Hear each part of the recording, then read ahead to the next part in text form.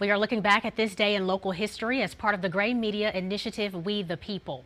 42 years ago today, a piece of Mississippi went up in space. When the Challenger space shuttle was launched from Kennedy Space Center in Florida, its cargo included a high-tech camera from the Russell C. Davis Planetarium in downtown Jackson. After the astronauts were safely in orbit, they used the camera to film the first ever untethered spacewalk. It was the first time a non-NASA camera had been used for that purpose.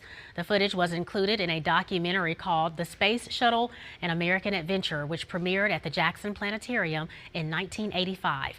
Camera equipment from the Davis Planetarium is launched into space on February 3rd, 1984. Your look at this day in history.